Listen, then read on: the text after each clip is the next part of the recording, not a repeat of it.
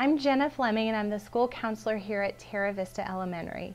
The school's been open, this is our 6th year, and we're a Leader in Me school. Our hope is to become a lighthouse school. And I am the luckiest counselor that I know because of what we're doing. I absolutely love walking through these doors because I know we're changing the world. And that is because of the Leader in Me at our school. The Leader in Me is basically a program through the Franklin Covey Institute. Stephen Covey wrote a book in the 1990s about the 7 habits of highly effective people. Basically what they are 7 universal principles that teach effectiveness, success, whatever you want to call it in life. We call it leadership. And we teach those principles that are taught to adults. It was inspired by an adult who went to a training for adults and brought it to her school and completely transformed her school, and in doing so is changing the world and transforming the world. Okay, well, as a parent, you aren't given a book as a parent on how to raise good kids.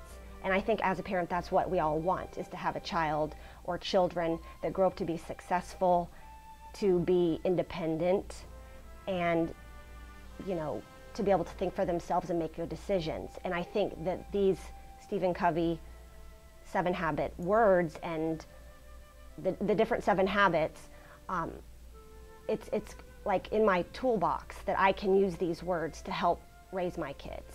But what we do is we teach our students, starting at age 5, these principles of success. And some of those are, like our first habits, we call them the habits, is to be proactive. And that teaches kids that they are empowered with their, the last human right, which is thought.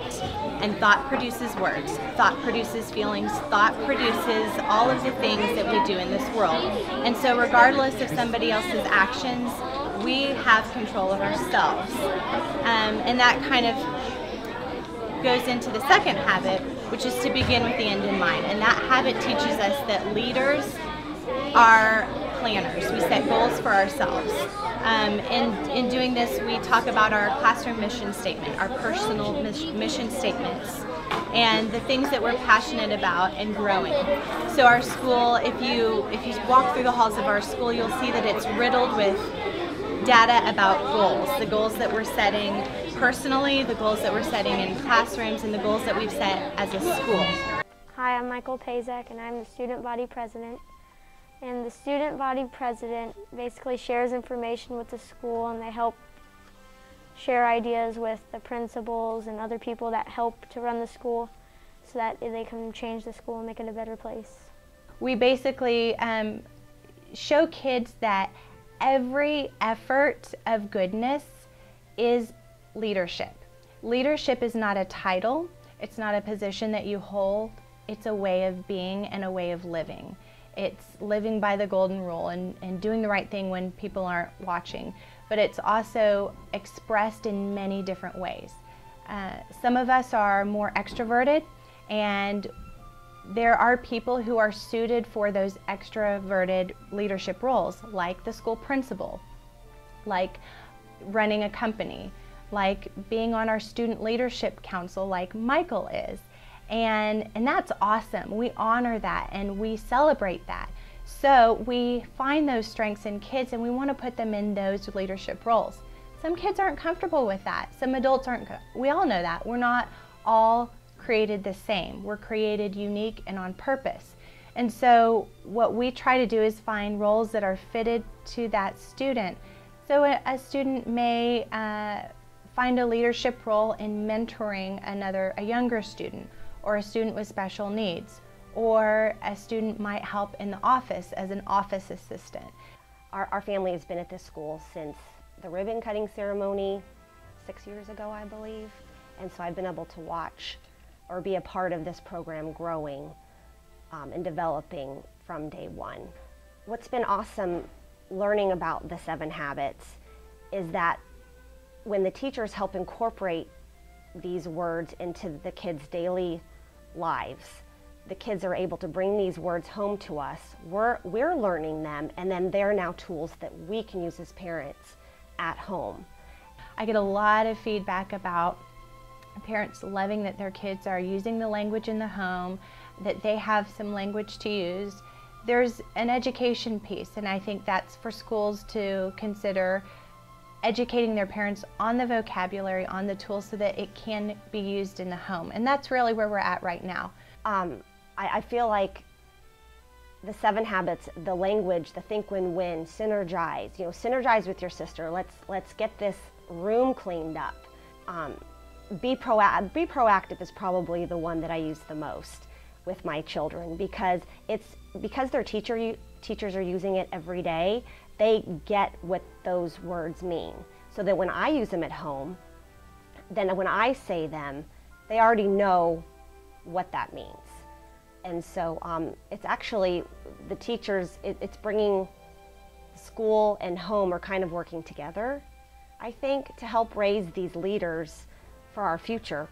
Well, yeah, like in some, like we have site-based meetings and they share ideas on like how to help the school, and like, because we were in one of the site-based meetings in the Learn, Love, and Lead. We were talking about that, and I don't know who, but somebody came up with that idea, and so they changed the school. And like learn goals, like to, like I think our 5th grade goal is like to increase, just to have increased the number of students that complete their homework from like 50% to 100 to like 75. And so far we're doing that.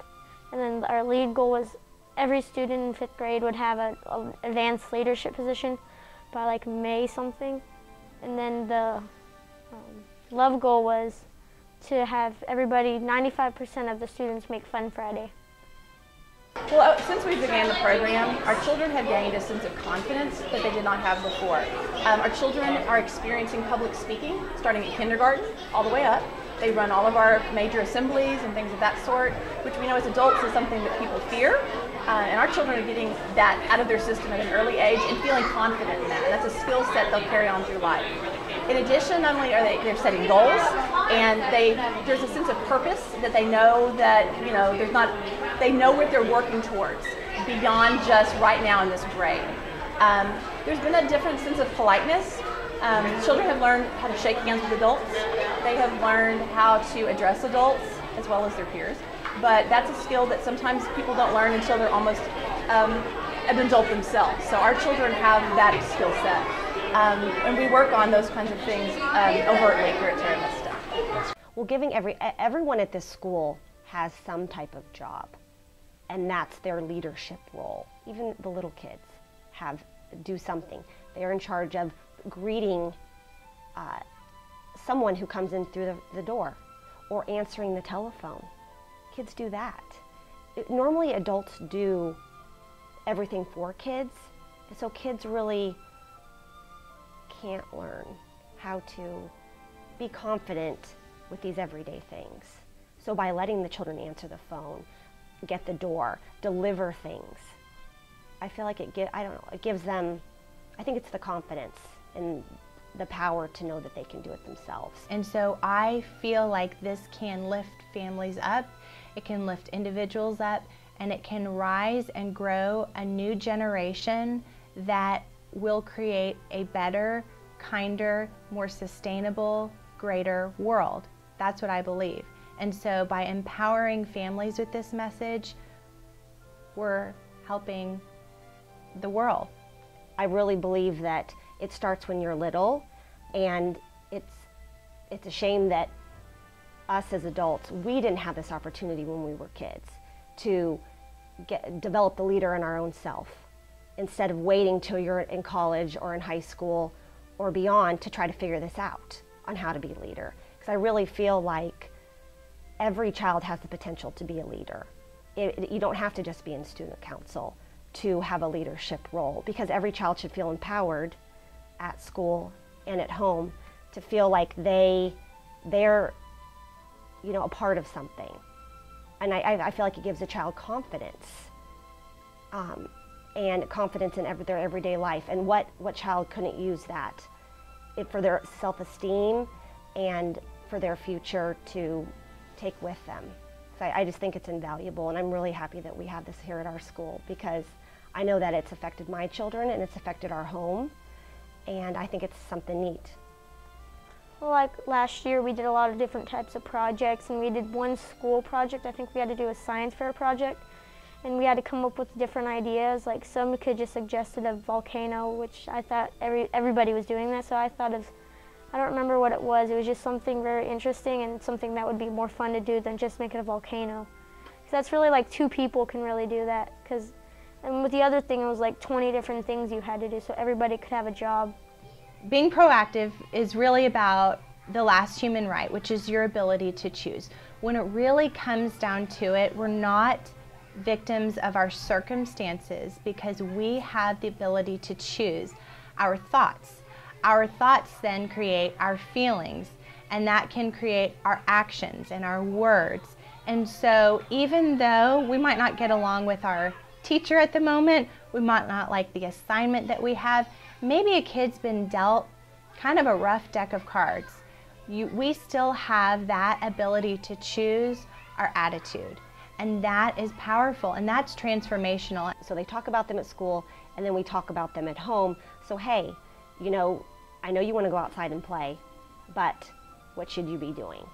He knows that he ought to just go ahead and get his homework done first so that he can do the things that are fun, you know. And like the other night in the PE, in the gymnasium, we had the one that was, I believe, put first things first. So and this is so awesome because my kids were able to teach this to my husband because he had not heard about it yet. But what are the 3 big important things in your life? It's your health, taking care of yourself, so loving yourself, your work, your job, or your education, and what was the other thing? Oh, and your family. So if you can't take care of those 3 things, you know, the other stuff is really not important. So we had the activity where you put the 3 large stones into the milk jug, and then those are the big things, so those all fit.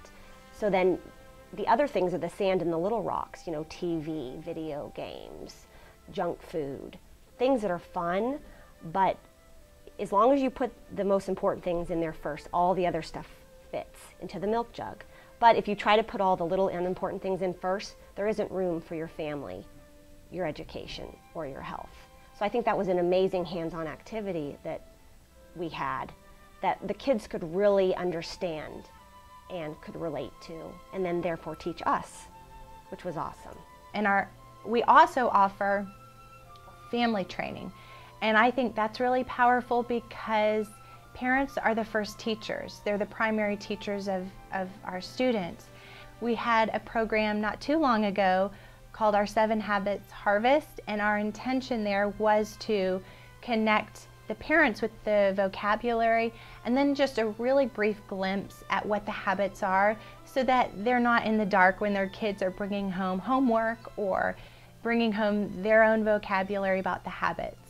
It's kind of a framework that helps it empowers our parents with some of the vocabulary. It also creates that consistency between school and home, which rocks. I hope that the parents can learn about this, and I know that there's books and websites, but I really feel like if you can try to incorporate it at home, it'll help you, because who doesn't want help?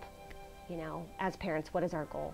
Like I said, is to raise great, productive, independent, caring adults.